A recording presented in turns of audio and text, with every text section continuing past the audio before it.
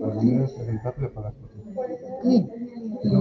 Aquí le digo que sí, ¿está todo bien? ¿Quieres tomar? Ay, sí, por favor. No sé si hay lugar. No, sí, no sabes qué hacer, sí.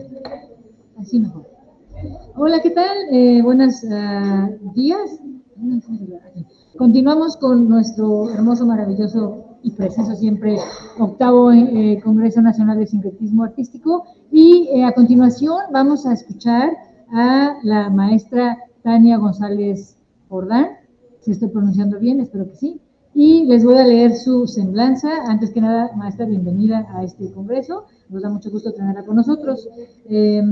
Tania González es actriz, docente de tiempo completo en el Centro Universitario de Teatro de la UNAM, miembro del claustro de maestros del Centro de Estudios para el Uso de la Voz, CUEVOS. Es maestra en artes escénicas por la Universidad de Sao Paulo y especialista en técnica vocal y voz para la escena desde hace más de 20 años.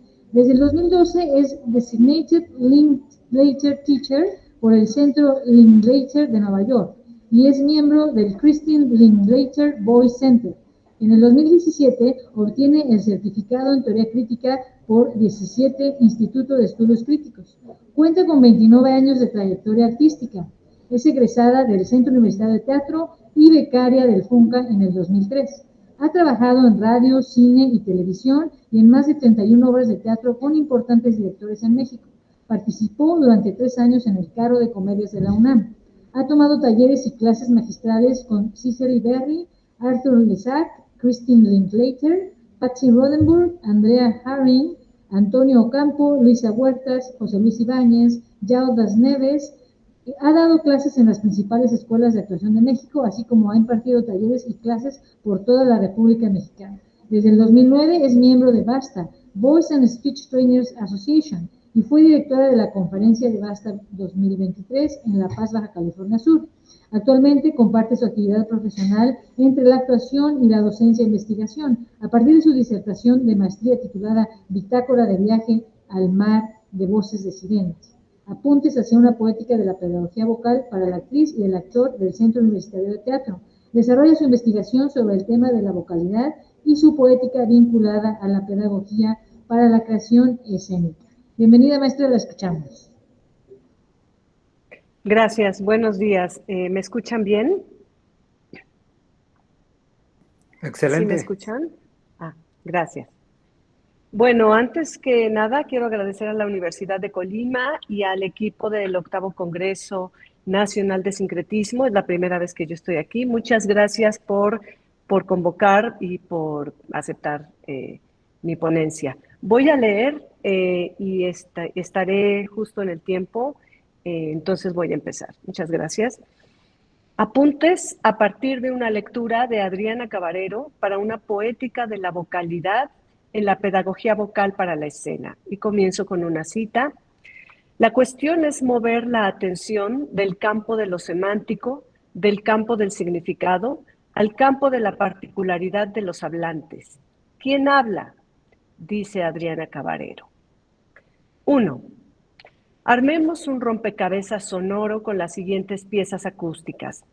Logos, ligar, lenguaje, articular, hablar, leer, palabra silencio, cuerpo tierra, carne huesos, sangre fuego, aliento aire, voz agua, texturas, tejidos, lengua, razón, pecho, pulmones, diafragma, mente, sentipensamiento, mensajero, mensaje, boca, nariz, respiración, espíritu, ser, sonora. Se nos revela una persona. 2. A partir de la lectura del libro For More Than One Voice Toward the Philosophy of Vocal Expression de la filósofa feminista Adriana Cabarero, surgen estos apuntes sobre el planteamiento que hace y cuya cuestión central es que, a través de la historia en Occidente, la voz ha sido tan idealizada como instrumentalizada para servir a logos, dígase lenguaje hablado, cuya función primordialmente es significante. lo cual ha derivado en que la tradición filosófica metafísica se haya enfocado en presentar a la voz humana sin cuerpo, casi deshumanizada, impersonal, generalizada, dominada e instrumentalizada por el logocentrismo patriarcal. ¿Qué implicaciones tiene este planteamiento en la enseñanza y la práctica vocal para la escena? Ante esto, ¿cuál es el reto en la formación de las y los artistas escénicos? 3. Una persona, experiencia corporizada que se manifiesta a sí misma en voz, presencia que deriva vocalidad, cuya característica humana más fundamental es la particularidad, es decir, la cualidad de ser única e irrepetible en tiempo y espacio determinados por su finitud. Un ser particular, con voz particular, cuerpo, vocalidad, persona única e irrepetible. En palabras de la filósofa Cabarero, unicidad que se hace ser escuchada como una voz, una existencia incorporada, o mejor aún, un ser ahí en su radical finitud, aquí y ahora. Cierro la cita de Cabarero. La voz implica cuerpo, vocalidad de una existencia en un cuerpo que vibra, vocalidad que viaja en ondas sonoras y es recibida por el canal abierto de una oreja, impactando así a esa otra vocalidad que la recibe, también única e irrepetible. Una presencia abierta al acontecimiento del diálogo a través de la recíproca relación de escuchar y decir. Los seres humanos nos liberamos en vibración para reconocernos en aquellos que nos escuchan. Nos buscamos a nosotros mismos incansablemente, siempre en los rostros, los oídos y las voces de otros, de otras. Y vuelvo a Cabarero cuando dice, el habla es relacional. Hablar vive sobre todo a través de las vidas de los otros, ya sea a través del que escucha una narración, un interlocutor en un diálogo o a través de los miembros de un coro. Y continuó. Y al hablar percutimos, nos tocamos unas a otros y entonces algo comprendemos de nosotros mismos en ese contacto. Así, la resonancia nos abre a la comprensión del mundo y del ser humano. La resonancia es musicalidad en relación. Encontramos el sentido de la existencia en el encuentro resonante con otras presencias, vocalidades. 4. Voz, habla y lenguaje se entretejen en las fibras más profundas del cuerpo, creando vínculos dentro de nuestro cuerpo y fuera de él. Como señala Cabarero, enraizada como lo está en los órganos de la respiración y de la fonación, el habla de hecho alude a las vicisitudes del cuerpo donde los humores de las pasiones hierven.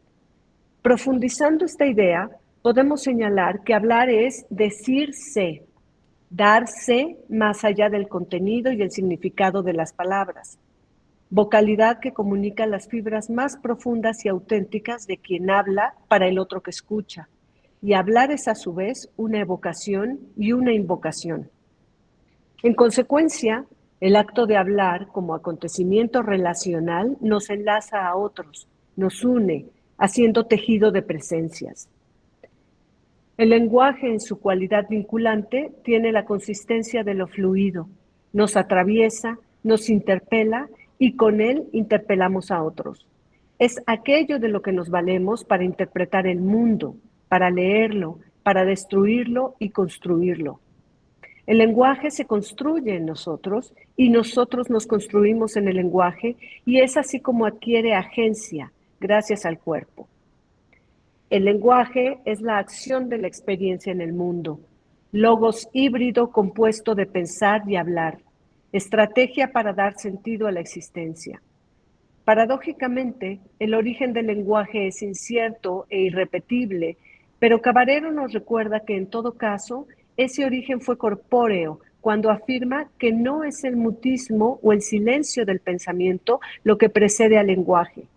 Es voz, llanto, invocación que llama al dueto, al ritmo y a la reciprocidad. Finalmente, la naturaleza del lenguaje es ambigua irremediablemente, porque palpita en el deseo de nombrar la existencia y sabemos que esa es una tarea imposible. 5. Quienes hacemos teatro, permitimos que el lenguaje haga cosas con nosotros, que se active en nuestros cuerpos para construir otras realidades o ficciones. De ahí la necesidad de analizar la relación que tenemos con este y asumir que esta relación es profunda, cambiante y sobre todo que sucede en el cuerpo. Es un fenómeno. Ahora bien, las actrices, los actores y los artistas escénicos en general desarrollan la capacidad de generación de sentido a partir del juego de la imaginación y de la vida que derive de ese juego en escena, para ser contemplados, escuchados y sentidos por los espectadores. Además, en el teatro, las vocalidades de las y los artistas resuenan en los cuerpos y las conciencias de los espectadores. No olvidemos que generar sentido es una actividad de logos.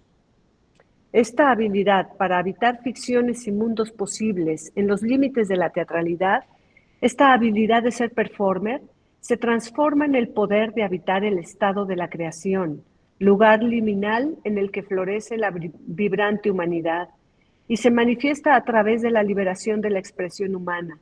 Por eso es que el arte es fundamental para la vida. Este poder requiere que las y los artistas escénicos sean lectores del mundo, en el sentido del legein, en tanto logos, entendiendo leer como articular, como pensar, como hablar, con la sensibilidad de la escucha activa para poder recibir al otro y así dar a luz al sentido en la creación de realidades que es el teatro y el arte mismo. Y si, como dice Cabarero, pensar es hablar y hablar es respirar, entonces nos daremos cuenta de que el logos, lejos de ser una acción solo del intelecto, es acción vital de todo el cuerpo. La respiración como acto vital e íntimo es nuestra más particular, profunda e íntima forma de relacionarnos. En la respiración, una presencia abre su intimidad y en este acto vulnerable de generosidad y supervivencia demanda tacto, escucha y cercanía. Esa escucha y ese contacto solo puede ocurrir en una relación recíproca de decir y escuchar en total presencia. Vocalidad que interpela otras vocalidades. 6. Para concluir, agregaré que Adriana Cabarero responsabiliza a la tradición metafísica del orden simbólico patriarcal que identifica lo masculino con la razón y lo femenino con el cuerpo, y que privilegia lo semántico con respecto a lo vocal. Un orden que ha establecido a lo largo de los siglos que mientras la mujer canta, el hombre piensa. Y expone a lo largo de su libro una historia de marginación de la voz, considerada como inapropiada para el pensamiento y el lenguaje y reducida a una generalidad.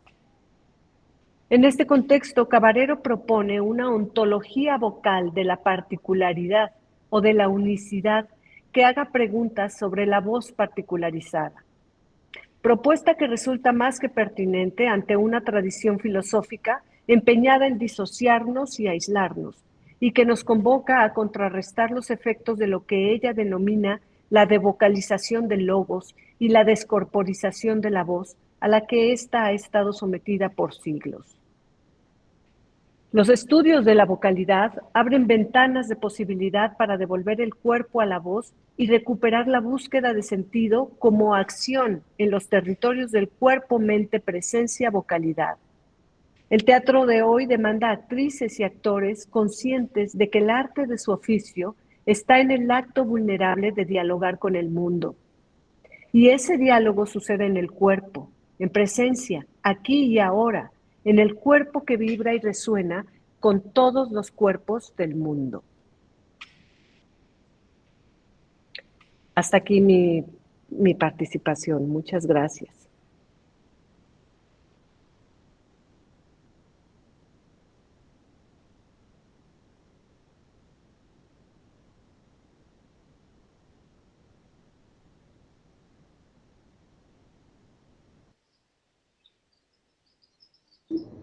Muchísimas gracias. Vamos a repetir los aplausos porque no se escucharon.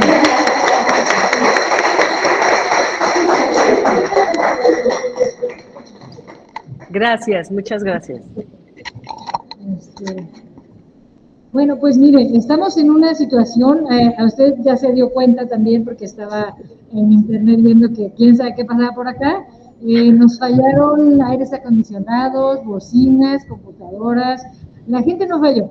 Entonces estamos muy contentos de que usted pudo dar su ponencia en tiempo y forma, pero por desgracia no tenemos tiempo para preguntas, porque ahorita se nos va a complicar. Pero le agradecemos inmensamente, yo ya la tengo su contacto, y los alumnos aquí se les está mencionando que pues les escriban correos o nos comuniquen sus dudas en caso de necesitar.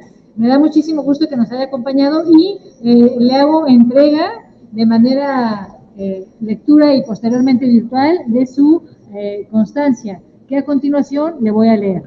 Dice así: Universidad de Colima, Instituto Universitario de Bellas Artes, otorga la presente constancia a Tania González Jordán por impartir su ponencia titulada Apuntes a partir de una lectura de Adriana Cabarero para una poética de la vocalidad en la pedagogía vocal para la escena, en el marco del 8º Congreso Nacional de Sincretismo Artístico, realizado en la Dirección General de Desarrollo del Personal Académico el día de hoy, 4 de abril del 2025, y firmado y sellado. Muchísimas gracias y muchas gracias por la escucha y bueno, un saludo a todos los presentes. Espero en otra ocasión poder acompañarlos presencialmente. Esta vez no me lo permitió la rapidez de las circunstancias, pero espero en otro momento estar por allá. Que continúen con un exitoso congreso. Muchísimas gracias y pues muy bien. Aquí la seguimos viendo si se queda conectada. A continuación. Me quedo unos minutos y después me retiro porque tengo que dar clase, pero muchas gracias. Y quien quiera ponerse en contacto conmigo, adelante por medio de Patricia, podemos entablar contacto y por correo también. Muchas gracias. Sí, muchísimas gracias y hasta muy pronto. Continuamos ahora con el maestro Rolando Vidal García Calderas, que fue silenciado desde la compu de allá. Una disculpa, pero tenía un arreglo de Luis Miguel que por aquí no a todos les agradó. A mí sí, pero mi opinión no contó. No se preocupe, estoy acostumbrado a que me silencien así. Ya lo escuchamos ahora sí. ¿Qué tal? ¿Cómo está? Veíamos a sus alumnos o a un grupo de niños, no supimos quiénes eran, pero sí, pues fue una reacción espejo porque aquí estamos nosotros también, todos en el auditorio y los vimos. Sí. Estoy bien, gracias. Bueno, pues estamos muy contentos de que nos acompañe el día de hoy el maestro Rolando Vidal García Calderas y voy a leer su semblanza. Dice así: el maestro Rolando Vidal García Calderas tiene una maestría en artes por la Universidad de Guanajuato, División de Arquitectura, Arte y Diseño. Es licenciado en música, opción instrumentista, con especialidad en viola por la Universidad Michoacana de San Nicolás de Hidalgo. Actualmente es postulante del doctorado en Historia en el Instituto de Investigaciones Históricas de la UMSNH. Como violinista, fue alumno de la maestra Gelia Alexandrovna Dobrova, becario por 4 consecutivos años de la Orquesta Sinfónica del Estado de Michoacán y titular en la Orquesta de Cámara de la Universidad de Michoacán. Es miembro de los siguientes ensambles de música de cámara: Cuarteto de Cuerdas de la UMSNH, Cuarteto de Cuerdas La Matraca y Cuarteto de Cuerdas Artis. Ha dedicado sus investigaciones al rescate de la música inédita de compositores que nacieron en el siglo XIX y murieron en el XX. Por ejemplo, Himno Patriótico Nicolaita o Quinteto Mexicano para Cuarteto de Cuerdas y Piano. Bienvenido, maestro, lo escuchamos atentos. Gracias, muchísimas gracias. Bueno, también he tenido la oportunidad de estar por allá en Colima en alguna de las ediciones. Muchas gracias por aceptar. También voy a leer para tratar de no quitarles más tiempo a mis compañeros ponentes. Traigo una presentación, entonces espero que se vea adecuadamente dentro de las... Maestro, sí, dígame. Discúlpeme, en su compartimento de pantalla tenemos ahí una falla, pero no sé cuál es, sí. Dice que no está bien compartida. Ah, ok. Bueno, si no, no importa. Dejamos para ¿Te después gusta las cerrarla y diapositivas. volverla a intentar? Ajá. Yo de dejar de presentar. Lo que también puede ser es, la mandé por correo electrónico, entonces no sé si alguien por allá puede ayudarme a presentarla. Y si no, se puede, pues así sin presentación no pasa nada. Ustedes me dicen, ¿eh? A ver, compártanos y le avisamos. Ok, a ver, compartir ventana. Ah, No la puse en presentación, ¿no? entonces creo que sí. Sí, bueno, no pasa nada. Si no, bueno, pues ahí se la imaginan. No, parece que ya Al fin está que mejor. estamos. Sí, parece que sí. No, Mande, mande. Me dicen aquí que tendré que ponerle maximizar a su pantalla Ajá. para que la viéramos bien. Permitir compartir ventana. Compartir la ventana. A ver si así. Ustedes me dicen. ¿Ya lo están Eh, viendo? sí, perfecto, perfecto. Sí. Ah, ok, muy bien. Bueno, comienzo. Perdón por la tardanza técnica. Primero voy a comenzar definiendo lo que es para mí la musicología aplicada. Para mí es una disciplina que vincula el estudio histórico de la música con herramientas metodológicas provenientes de las ciencias sociales y el análisis musical. Su relevancia radica no solo en la comprensión del contexto social, económico y político de la música del pasado, sino también en la recuperación y difusión de repertorios en riesgo de desaparición. En esta ponencia se explora el papel del instrumentista como agente activo en la preservación del patrimonio musical mediante el uso de softwares especializados en escritura musical, como puede ser Sibelius, Finale o MuseScore, para la transcripción y recuperación de partituras históricas. Ante la creciente necesidad de rescatar repertorios olvidados o deteriorados en archivos y bibliotecas, la combinación de investigación histórica, análisis musical y prácticas interpretativas se presenta como una estrategia clave para fortalecer la enseñanza y la producción artística en la educación superior. Esta propuesta fomenta un enfoque interdisciplinario que involucra diversas metodologías provenientes de la musicología histórica y sistemática, así como los estudios culturales y la educación musical. Muy bien, como ustedes saben, la música puede ser transmitida de manera oral y aprendida de oído y tocada de esta manera, o puede ser manifestada dentro de una partitura, de un documento que permite a otros instrumentistas que tienen la habilidad de leer esta música, ¿cómo se llama? Por eso voy a hablar sobre el concepto de interculturalidad, precisamente porque hay dentro de México y dentro del mismo Michoacán o dentro del mismo Morelia, estas vertientes de la tradición oral o de la tradición escrita, ¿no? El concepto de la interculturalidad ha sido objeto de numerosos debates académicos y políticos. A diferencia de otros términos como plurinacionalidad o nacionalidad indígena, su historia es menos documentada y sus usos varían según el contexto. Galo Ramón ubica sus orígenes en la educación en los Estados Unidos en la década de 1960, mientras que García y Tuasa lo atribuyen al sociólogo francés Edgar Morin, quien lo habría desarrollado en los años 60 como parte de un proyecto de renovación cultural. Una tercera posibilidad lo vincula con el Centro Intercultural de Documentación en Cuernavaca, México, dirigido por Iván Illich entre 1961 y 1976, en un ambiente influenciado por la teología de la liberación y el socialismo no dogmático. Por supuesto, esta escuela en Cuernavaca es una situación que hay que investigar y profundizar muchísimo más. Esta diversidad de enfoques refleja el carácter político de la interculturalidad, que puede ser entendida desde la perspectiva de los grupos marginados que buscan participar en igualdad de condiciones sin renunciar a su identidad, o desde la visión estatal que la emplea como una herramienta de gestión de la diversidad sin necesariamente comprometerse con cambios estructurales. En el ámbito artístico y educativo, la interculturalidad plantea interrogantes sobre la inclusión de tradiciones musicales diversas en los programas de formación y sobre el papel de los musicólogos e intérpretes en la preservación y resignificación del patrimonio musical. En este sentido, la obra Repensar la interculturalidad de Adman, escrita en el 2020, proporciona una base teórica para analizar la relación entre música y la interculturalidad.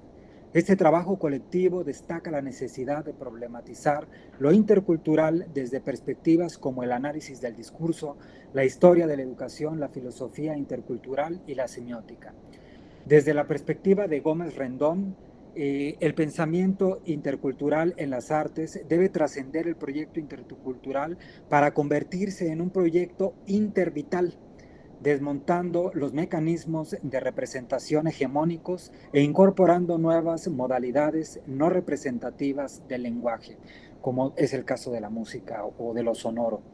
El espacio educativo juega un papel crucial en este proceso, al abrirse a nuevos sujetos culturales y desafiar las lógicas dominantes del canon artístico.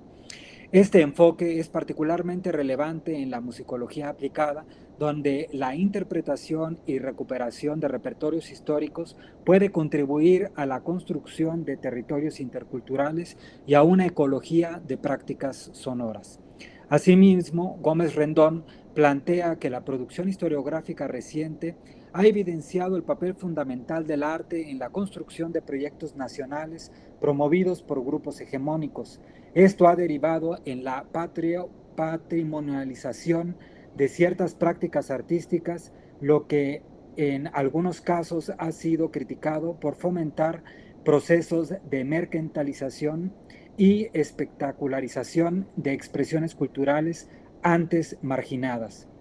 En el ámbito de la musicología aplicada, este cuestionamiento invita a reflexionar sobre cómo evitar la apropiación de repertorios musicales de comunidades subalternas sin la participación de estas comunidades o de estas en la gestión y difusión del conocimiento. El patrimonio musical, voy a hacer un pequeño estado de la cuestión, obviamente dejo gente importantísima fuera, pero bueno, en el artículo Patrimonio Musical, un acercamiento de Joanny Leclerc Collazo, aborda la complejidad del concepto patrimonio musical desde una perspectiva holística, constructivista y descriptiva.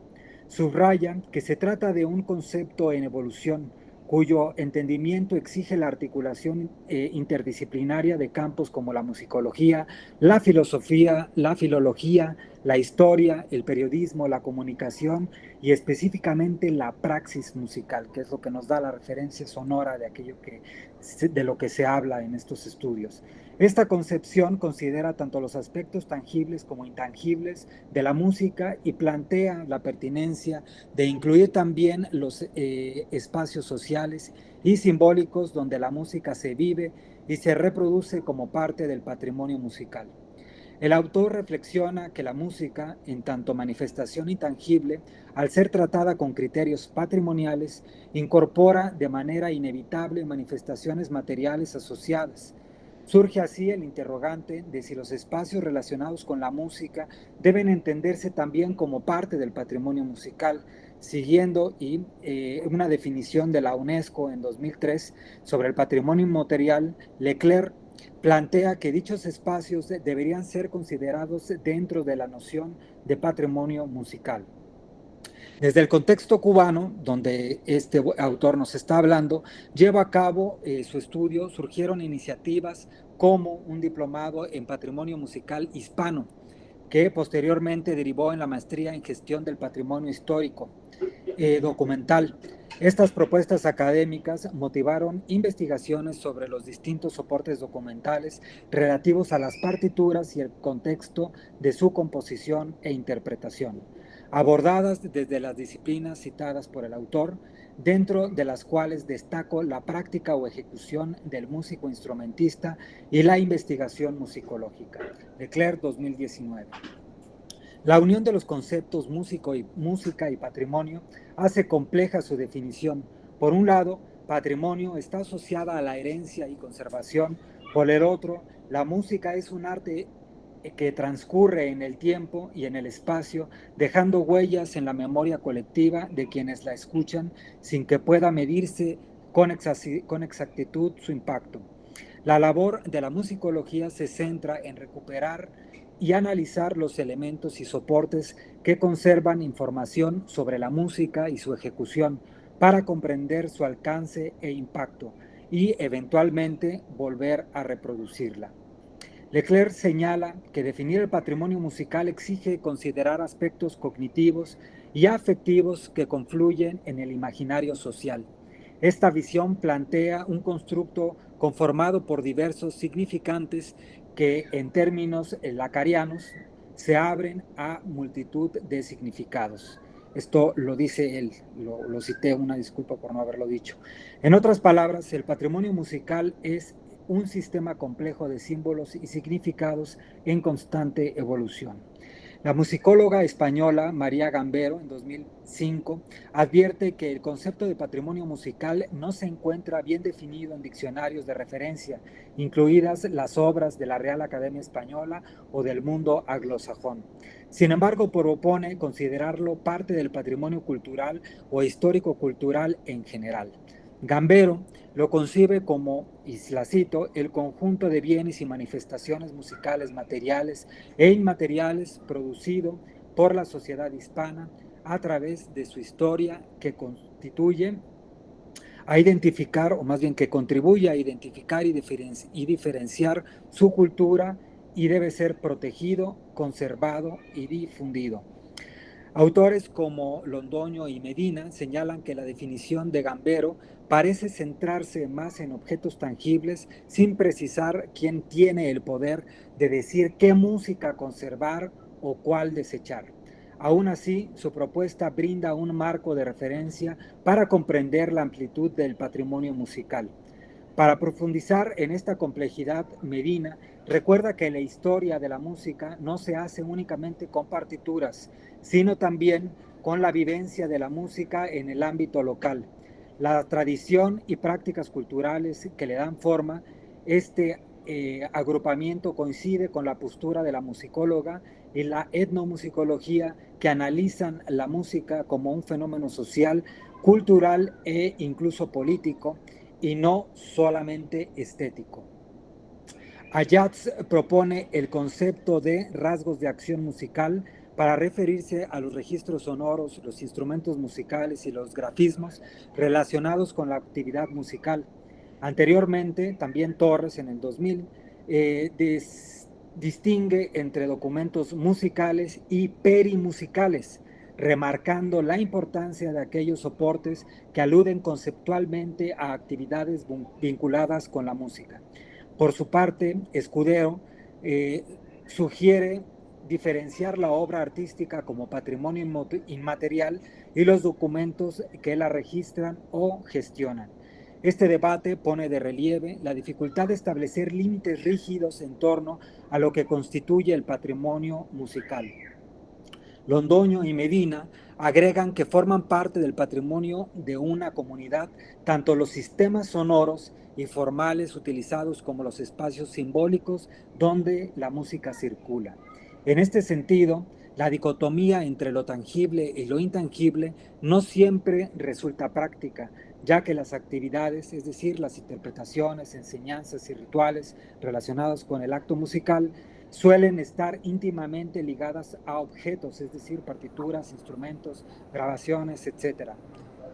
Asimismo, los rápidos cambios tecnológicos transforman constantemente la naturaleza de los soportes musicales, lo que refuerza la idea de un patrimonio musical en continua mutación. Desde la perspectiva del patrimonio, se define como la relación entre bienes y personas, con la posibilidad de incluir componentes tanto materiales como inmateriales. Este vínculo es el que otorga valor patrimonial a los bienes al estar cargados de significado e identidad para una comunidad. En torno a los debates sobre el patrimonio cultural, García en el 89 propone una reflexión acerca de la manera en que la cultura se convierte en objeto patrimonial, reconociendo tanto las expresiones artísticas con valor unánimemente reconocido, como las llamadas manifestaciones populares o tradicionales, con frecuencia subestimadas dentro de las visiones hegemónicas del arte. Aplicado en el ámbito musical, este planteamiento invita a considerar la música como un producto intercultural que en ocasiones está fijado en una partitura o documento, pero que en otras se transmite de manera oral y es reinterpretándose por distintas agrupaciones con ligeras variaciones a lo largo del tiempo.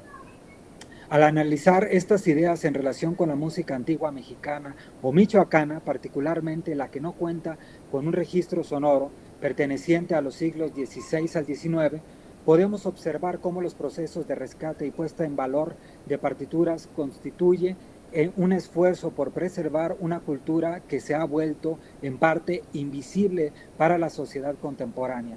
La música, en este sentido, se convierte en un objeto de intervención, pues su recuperación y difusión requieren acciones institucionales y académicas que apunten a la revalorización de identidades colectivas.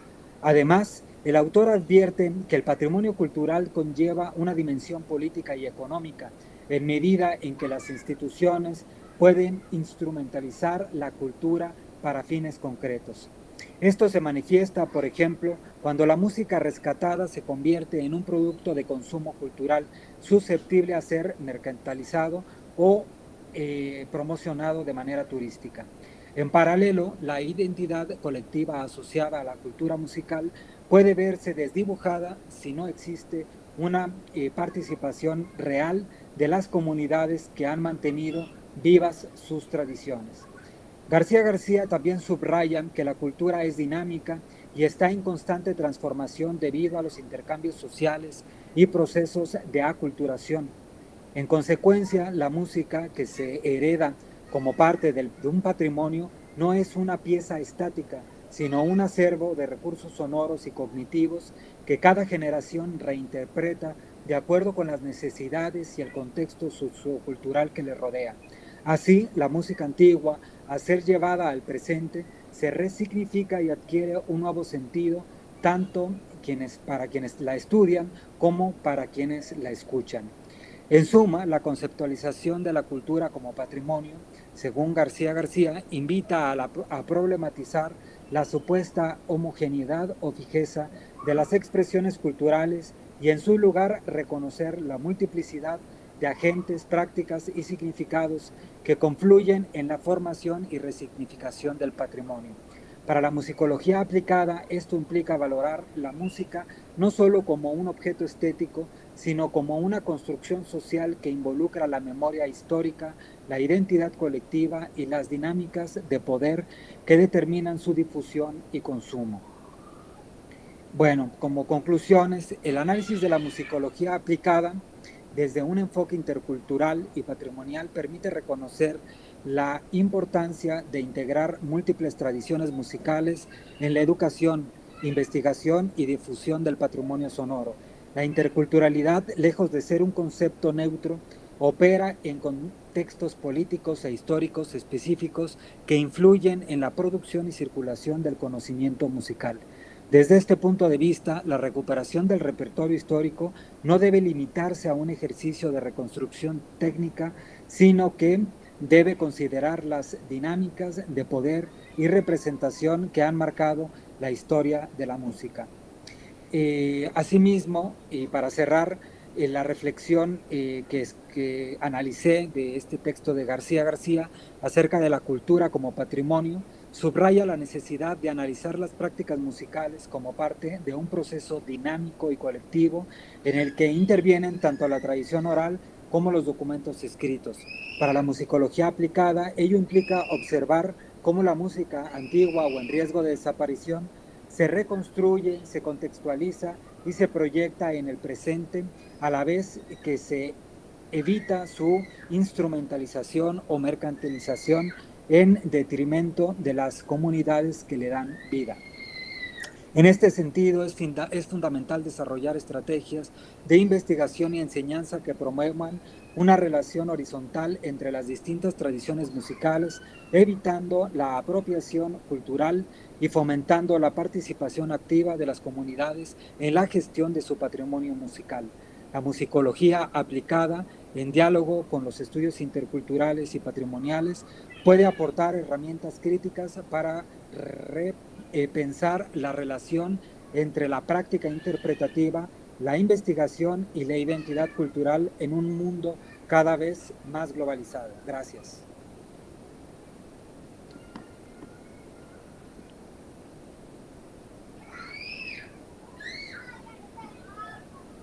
Bueno, con esto concluyo. No sé si sigo en la llamada, si se me escuchó, si no. Sí, aquí estoy. Lo que pasa es que nos avisan de un cambio de salón perdón.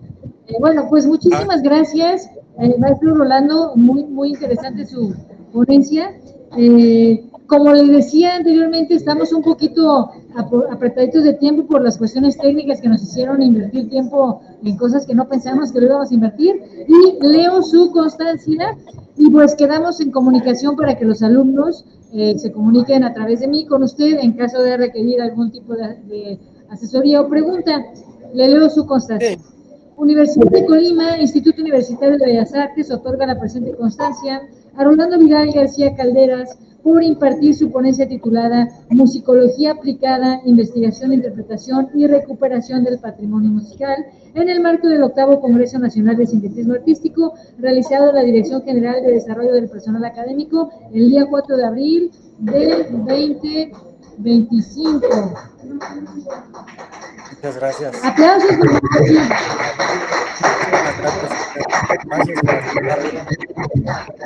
Yo se las haré llegar de modo digital, escaneadas la semana que viene, lo más pronto, y le agradecemos muchísimo, ya escucho el aplauso, están muy contentos aquí con usted.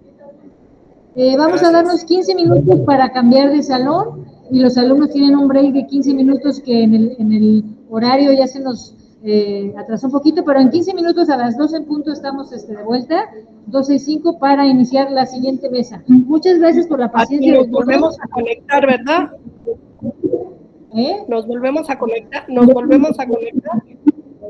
Como gusten, se pueden quedar conectados o quizás ahorita que saque la máquina se va a apagar la conexión, pero se vuelven a conectar sin problemas.